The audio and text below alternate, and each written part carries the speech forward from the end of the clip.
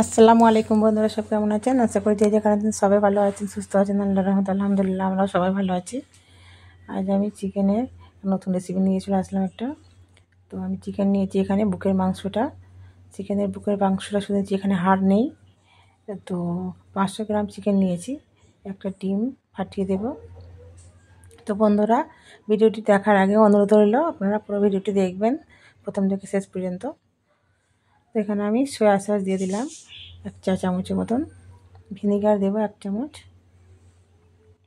একটু গোলমরিচের গুঁড়ো, আর আদা রসুনের পেস্ট 1/2 টিস্পুন, আর লঙ্কা গুঁড়োটা একদম অল্প করে দিয়েছি, আর জিরে গুঁড়ো দিয়ে দিলাম, আর লবণ স্বাদ মতন দিয়ে আমি মিক্স করে নেব একটা চামচের সাহায্যে। হাতে করেও মিক্স করা যায়। তো এখানে কর্নফ্লোর রেখেছি আমি, কর্নফ্লোর দিয়ে দেবো 2 চা চামচের মতন।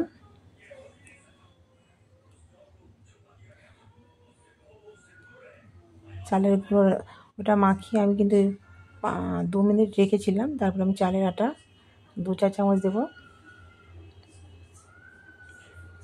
আপনার সাথে একসাথেও দিতে পারেন, কোনো সমস্যা নয়। তো এখানে আমি প্যান নিয়েছি, প্যানেতে আমি সাদা তেল দিয়ে দেবো। সাদা তেলটা গরম হওয়ার সাথে সাথে যেটা আমি ম্যারিনেট করে আগে থেকে রেখে দিয়েছিলাম, ওটা আমার 30 মিনিট আগে থেকে রেডি করে রাখা ছিল। তো 30 মিনিট পরে আমি কিন্তু প্যানটা বসিয়েছি গ্যাসেতে। তো আস্তে আস্তে আমি চিকেনগুলো সব দিয়ে দেবো, দিয়ে আমি ভেজে নেব উল্টে পাল্টে ব্রাউন কালার পর্যন্ত। তো চিকেনটা ভাজা হয়ে গেছে, আমি তুলে নিয়েছি।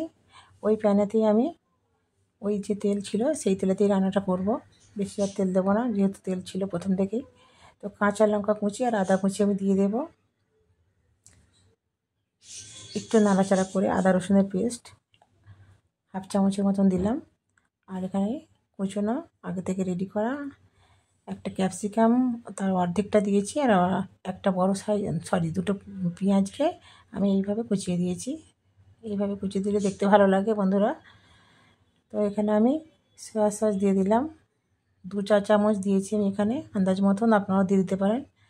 এখানে আমি চিলি সস দেবো, ঝালটা যে যেমন পছন্দ করেন, স্পাইসি খেতে চাইলে দেবেন। তো এখানে আমার লাইট চলে গেছে, ফোনে চার্জ কম ছিল, তো আমি ভিনিগার দিয়ে দিলাম, আর কিষানের টমেটো সসটা দিয়ে দিলাম, স্বাদ মতন লবণ দিয়ে একটু নাড়াচাড়া করে নেব। একটু গোলমরিচের গুঁড়ো দিয়ে দেবো সাথে, একটু নাড়াচাড়া করে আমি যে চিকেনটা আগে থেকে রেডি করে রাখা ছিল ভাজা, সেই চিকেনগুলো আমি সব দিয়ে দেবো সাথে, দিয়ে ভালো করে নেড়ে নেব হাতের সাহায্যে।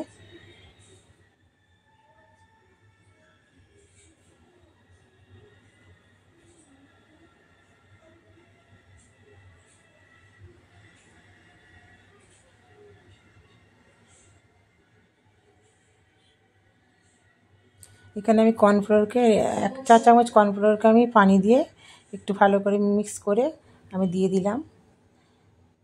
তো ভালো আঠালো আঠালো হয়, যে রান্নাটা হচ্ছে খুব সুন্দর হয়।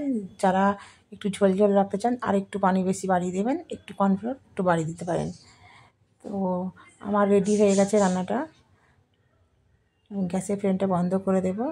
তো এর সাথে আমি নুডলস রেখেছি, বাড়িতে বানানো নুডলস, এর আগে আমার ছাড়া আছে রেসিপিটা, আপনারা গিয়ে দেখবেন আমার চ্যানেলে গিয়ে। তো এতটাই সুন্দর হয়েছে, বন্ধুরা দেখে বুঝতে পারছেন কতটা আমি কতটা টেস্টি হয়েছে চিকেন রান্নাটা। তো ভালো লাগলে লাইক শেয়ার কমেন্টে করে দেবেন বন্ধুরা, অবশ্যই কমেন্ট করতে ভুলবেন না, আর বেশি বেশি করে বন্ধুদের সঙ্গে শেয়ার করবেন। তো ডিনারটা করেছিলাম নুডলসের সঙ্গে, এতটাই টেস্টি লেগেছে এর সাথে খেতে, তো মানে বলে বোঝাতে পারবো না। তো বন্ধুরা ভালো থাকবেন, সুস্থ থাকবেন, আমার পরিবারের জন্য দোয়া করবেন। আবারও নতুন ভিডিও নিয়ে আসবো। আল্লাহ।